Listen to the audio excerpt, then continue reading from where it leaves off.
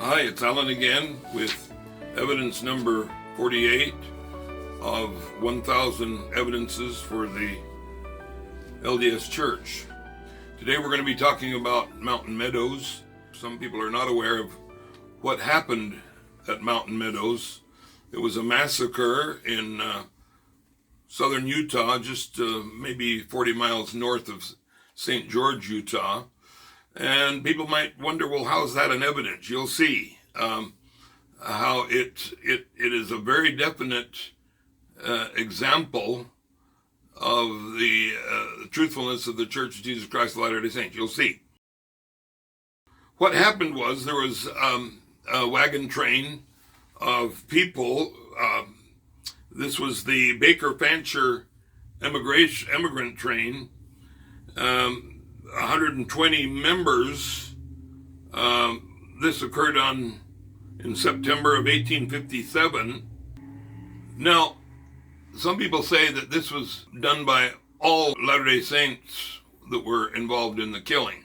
Many of our members prefer to say that it was done mainly by the Indians, the Native Americans. I think the truth is somewhere between where Indians were involved, Native Americans, maybe a few Latter-day Saints were involved. I used to think more Latter-day Saints were involved, but with the evidence that has come to light, it looks like there were a very few who didn't do it because of their membership in the church, but in spite of it. And we'll talk about this. Now, at this time, this was not the one and only wagon train that came through what is now Utah. There were many, many migrants that traveled through Utah before and after without any problem. Especially during the gold rush, the 49ers came through Utah, and here we have this problem in 1857. So we can't help but realize that there was something about this wagon train that led to the death, this massacre. It says the Southern Paiute Native Americans, many critics say they were not hostile. The Native Americans were not hostile at that time.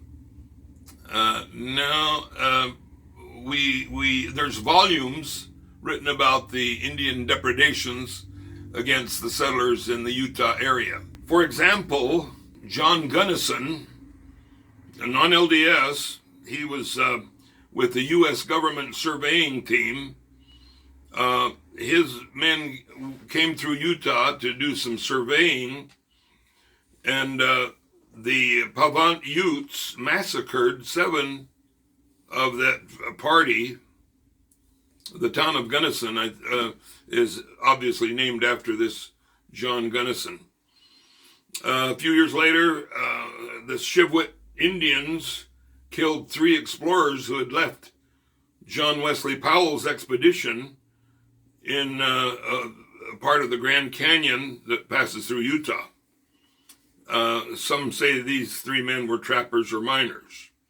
Another example of Indian willingness to fight and kill, and is showing that they were not always peaceful, that they could be hostile.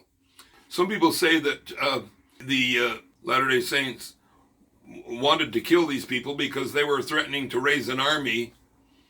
It was during a period of declared war by the U.S. government, declared war on the Latter-day Saints in what the government called the Mormon Rebellion. That doesn't fit because when an army was headed to Utah, sent by James Buchanan, the President of the United States, under the direction of Johnson, according to G.W. Mills in a letter to Mr. Stenhouse, dated April 5th, 1858, the war chiefs of several tribes of Indians during the time of the excitement applied personally to Governor Young, who was governor of the territory, for his advice and permission to go out with the tribes and use up the U.S. soldiers, which they deemed themselves capable of doing. But he, Brigham Young, in every instance told them to keep away from the army and to show no bad feelings toward them, whatever. Avoid killing the white man. George W. Gibbons, 500 more little-known facts in Mormon history. Bonneville Books, page 109. So this was must have been very tempting for Brigham Young to say, go ahead and kill off this army that's coming to Utah, or what was then known as the state of Deseret.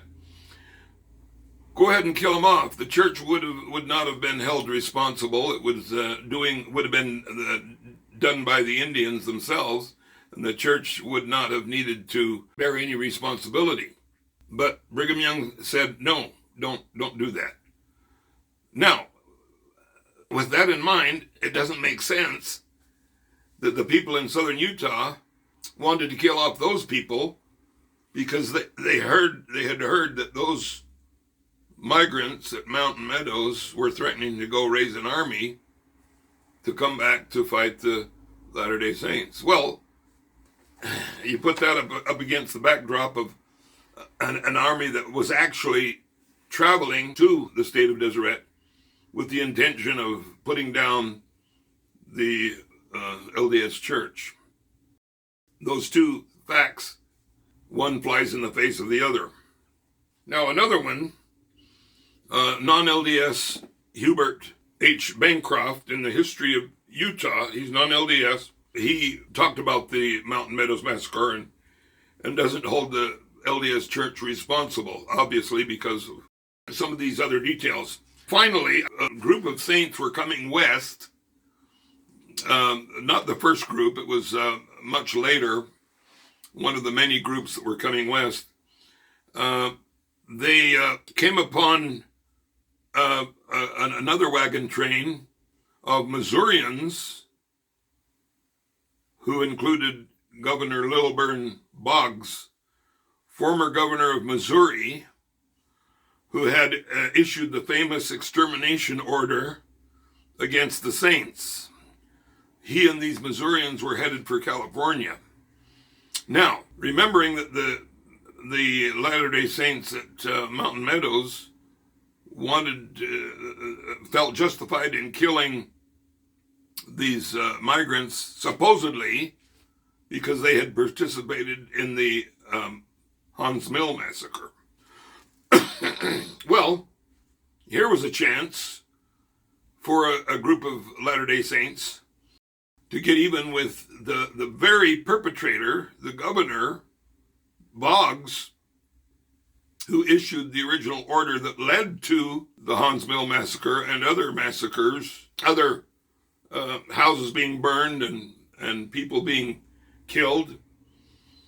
This was the perfect opportunity for the Latter-day Saints to get even with the very man that started the whole problem, and they were in the middle of nowhere.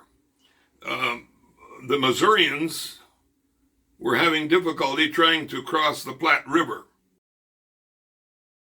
Did the Latter-day Saints kill them off? No. What they did is they helped their enemies cross the river. Now that's an evidence that the church is true.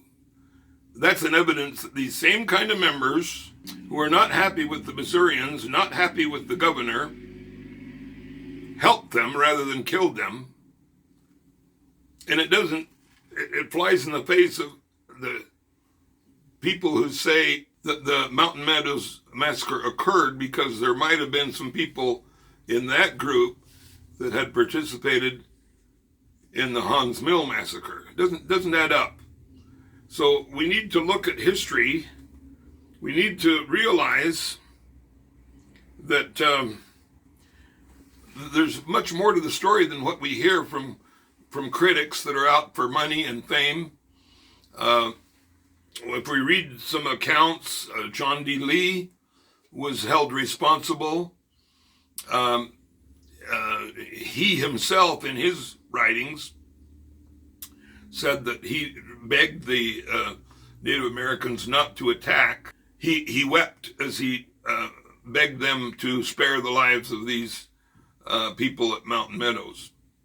They laughed at him and called him names like Yawguts, whatever that means. And he was able to talk them into letting him save the lives of some of the young people. Now there is a memoir out, supposedly written by John D. Lee, where he sounds very critical of the church. Somebody made a lot of money on that particular book, but in his own writings, he remained faithful towards the church, and that he gave his life for the church. Thanks for watching, and we'll be back with evidence number 49. Thank you.